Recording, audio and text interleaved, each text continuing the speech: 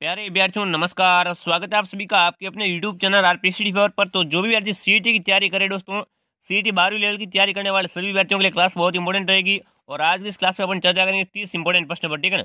30 अति महत्वपूर्ण प्रश्नों पर। तो क्लास को पूरा देखना है और कमेंट करना है 30 में से आपके कितने सही होते हैं।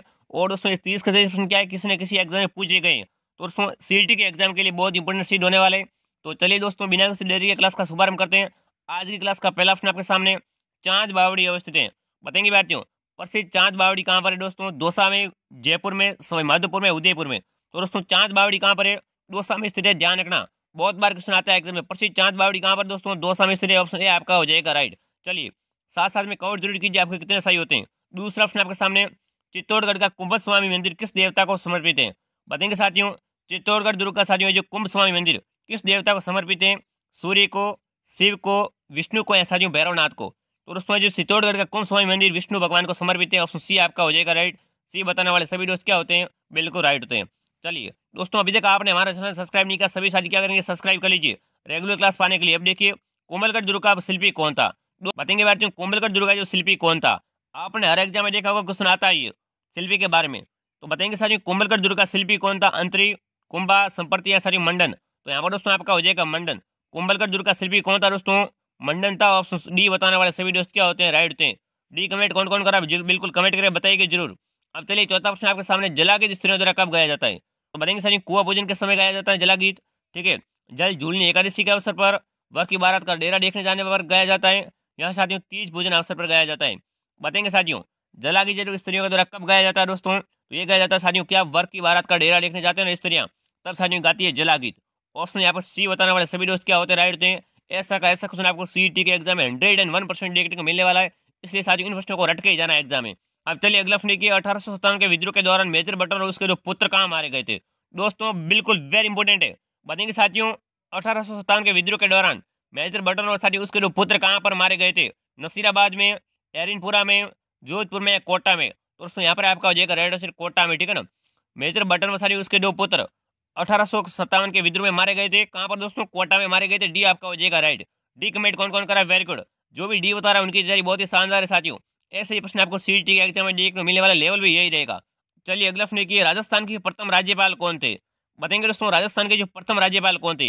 ये प्रश्न किसी का गलत नहीं होगा, सभी साथी कमेंट कीजिए। राजस्थान के प्रथम राज्यपाल कौन थे? गुरुमुख निहाल सिंह, मोहम्मद गजनवी, सरदार हुकम सिंह या साथियों सरदार जोगेंद्र सिंह?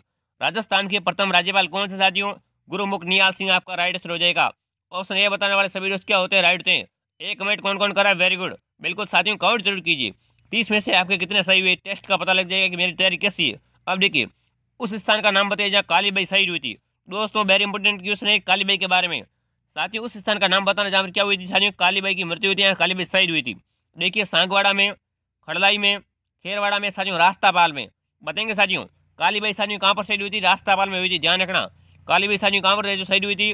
रास्तापाल में शहीद हुई थी। दोस्तों ध्यान रखना, ऑप्शन डी आपका हो जाएगा राइट। डी बताने वाले सभी दोस्त क्या होते हैं? बिल्कुल राइट होते हैं। चलिए अगला प्रश्न देखते हैं। 8वां प्रश्न आपके सामने डी की क्या पूछा है? निम्न में से कौन सा एक सम्मिलित नहीं है? बताएंगे सर निम्न में से क्या कौन सा एक सम्मिलित नहीं है? बिल्कुल, तो देखिए नागौरी गाय की नस्ल होती है क्या? ठीक है। नाली भेड़ की नस्ल होती है क्या? शेखावटी बकरी की नस्ल होती है क्या? यहाँ से मालपुरी भैंस की नस्ल होती है? बताएंगे साथियों इनमें से कौन सा एक सम्मिलित नहीं है? क्या तीन तो बिल्कुल सही है, एक यहाँ पर गलत लिखा गया है, तो उसकी आपको पहचान करनी। तो यहाँ पर दोस्तों आपकी हो जाएगी मालपुरी।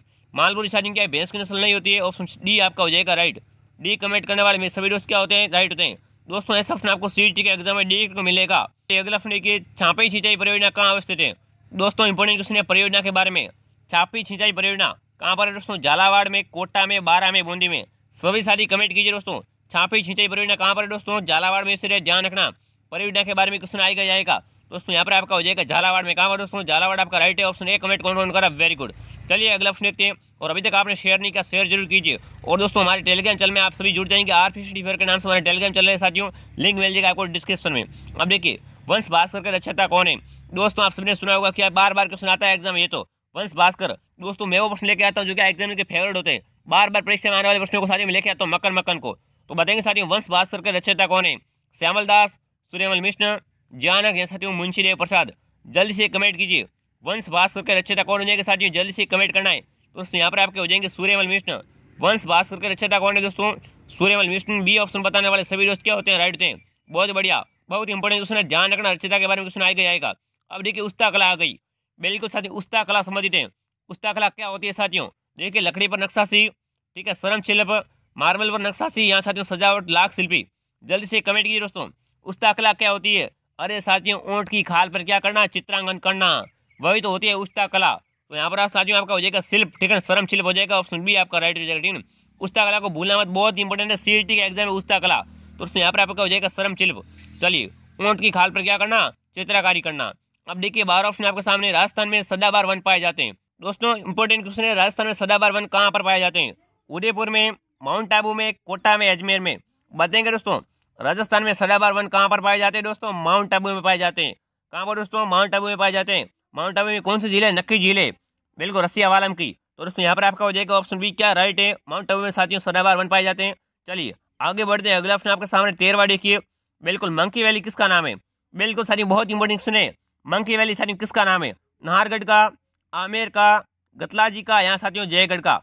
बताएंगे साथियों, मंकी वैली किस दुर्ग का नाम हो जाएगा? बहुत इंपॉर्टेंट सुने। तो उसमें यहाँ पर आपका हो जाएगा गलताजी का, ठीक है ना साथियों। मंकी वैली किसका नाम है? गलताजी का नाम है, ऑप्शन सी आपका हो जाएगा राइट। ये क्वेश्चन आपको सीईटी के एग्जाम में देखने को मिलेगा दोस्तों, चाहे आप नोट्स बना लो इनके या इनको पूरा का पूरा रट लो। अब देखिए राजस्थान की कुल स्थलीय सीमाएं साथियों, राजस्थान की कुल स्थलीय सीमा कितनी हो जाएगी? तो देखिए 5620 किलोमीटर, 5920 किलोमीटर, 5000 किलोमीटर या 6000 किलोमीटर?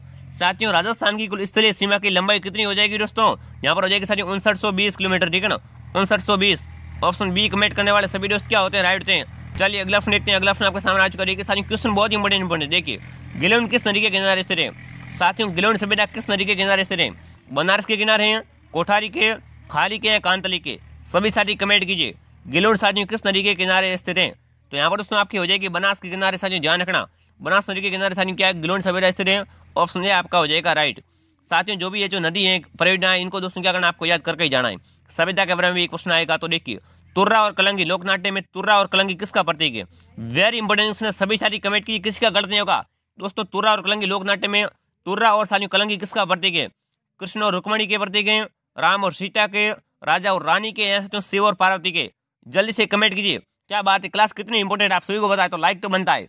बिल्कुल जल्दी से कमेंट कीजिए साथियों, तुर्रा और कलंगी लोकनाट्य में साथियों तुर्रा और कलंगी किसके प्रतीक हो जाएंगे? तो यहाँ पर साथियों तो तुर्रा होता है किसका प्रतीक होता है? शिव का, और कलंगी है जो पार्वती के। तो यहाँ पर दोस्तों आपके हो जाएंगे डी ऑप्शन राइट हो जाएगा। डी कमेंट करने वाले सभी दोस्त क्या होते हैं? राइट होते हैं।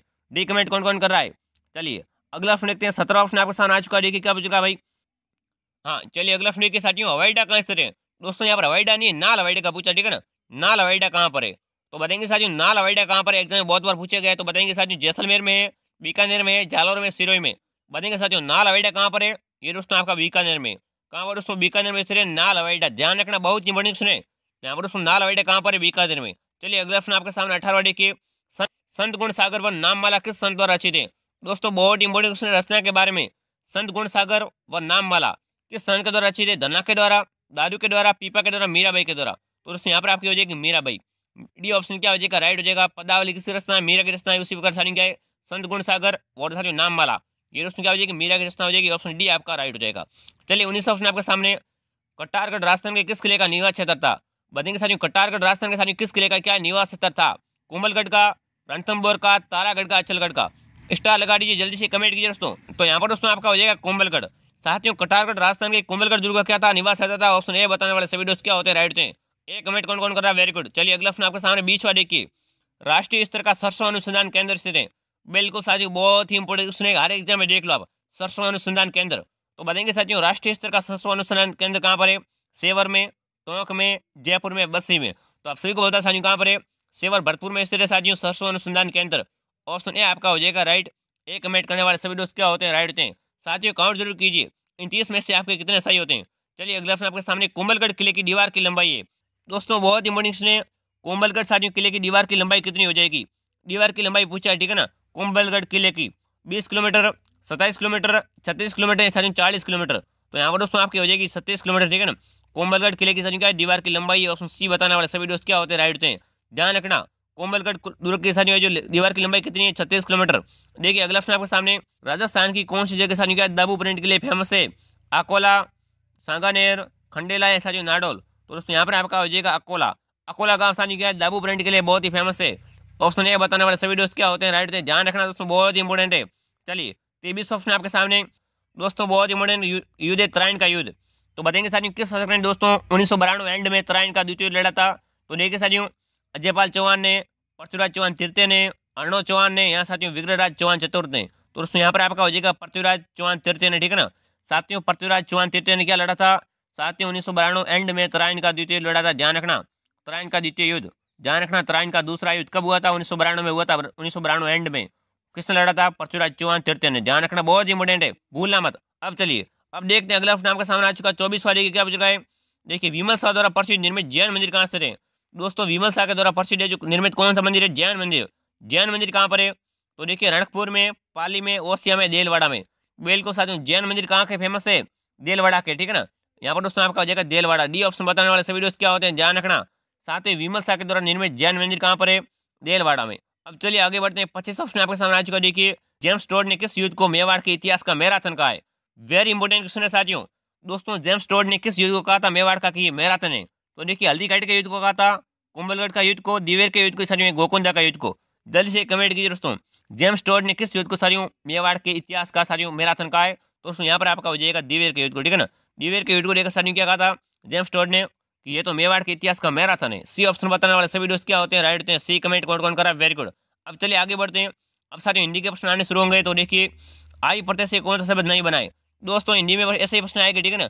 जो मैं आपको बता रहा हूँ हिंदी में इस लेवल के प्रश्न आपको मिलने वाले। लिखाई, लड़ाई, चलनी और साथियों चढ़ाई। तो यहाँ पर साथियों क्या तीनों में क्या भाई आई प्रत्यय आया है? यहाँ पर चलनी में क्या? चलनी में साथियों कोई जो आई प्रत्यय नहीं आया है। ऑप्शन सी बताने वाले सभी दोस्त क्या होते हैं? राइट होते हैं। ध्यान रखना, ऐसे प्रश्न आपको सीईटी के एग्जाम में देखने को मिलने वाला हिंदी के। अब देखिए मूल्यवान का विलोम शब्द है दोस्तों। मूल्यवान शब्द का विलोम शब्द क्या होता है?